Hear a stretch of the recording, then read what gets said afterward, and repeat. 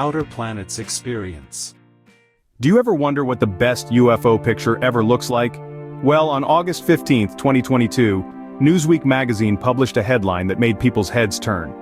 Named the Calvine photo, this image from the Calvine Hills in Scotland is as clear as a bell. A 100-foot-long diamond-shaped craft, trailing a Harrier jet, hovered in the sky. This magical-looking object, captured in vibrant color, sparked a frenzy as soon as it was released to the public.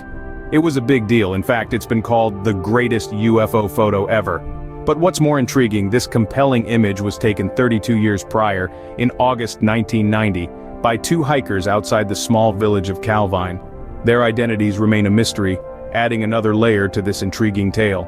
While the image was compelling, what caught UFO researchers' attention was the sudden publication of the photograph. This intriguing photo was taken back in August 1990 by two anonymous hikers outside the small village of Calvine. They were out, basking in the serenity of the Scottish Highlands when they spotted an unusual object in the sky. A 100-foot-long diamond-shaped craft, clear as day.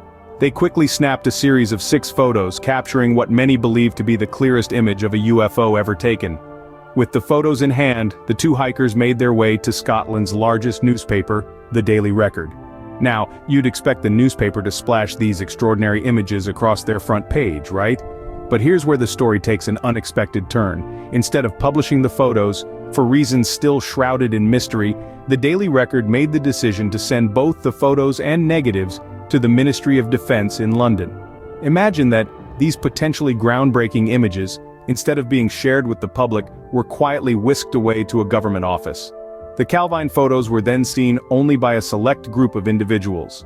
The hikers who took them, a few people at the Daily Record, and a small team at the Ministry of Defense, including former UFO investigator Nick Pope.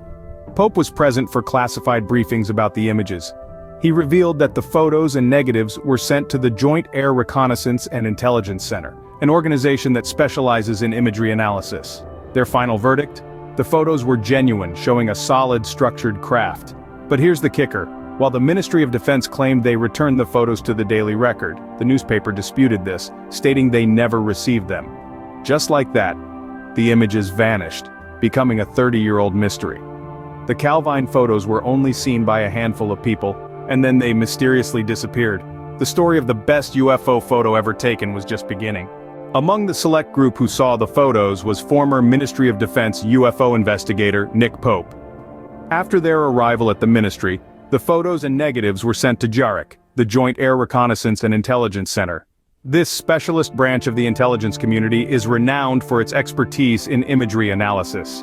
After careful scrutiny, the conclusion was firm and unanimous. These were not forgeries. These were genuine images of a solid, structured craft. But the analysis didn't stop there. The visible elements of the countryside, trees, fields, a fence, allowed the experts to make further calculations. They estimated the distance of the craft from the lens, its height above ground, and its diameter. However, what truly piqued their curiosity was the craft's lack of conventional aerospace parts and shapes. There were no wings, no tail, no fuselage, and no obvious engines. The absence of conventional aerospace parts and shapes added further intrigue to the mystery of the Calvine photos. For 30 years, the Calvine photos remained hidden, shrouded in mystery and intrigue. They existed only in whispers and hushed conversations among the few who had seen them.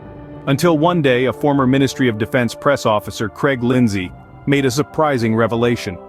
He revealed that he had kept a copy of one of the photographs, a secret he had guarded closely for 3 decades. Lindsay had been moved by the profound impact of the image, and felt it was time to share it with the world. He chose Newsweek as the platform to unveil this hidden treasure. The photo, once dismissed as a myth, was now a tangible reality, presented for the world to see and judge. Questions that had long been dormant were now reawakened, debates reignited, and the fascination with the unexplained was once again in full swing. And just like that, the Calvine photo, once lost, was now found, reigniting the fascination and debate over UFOs.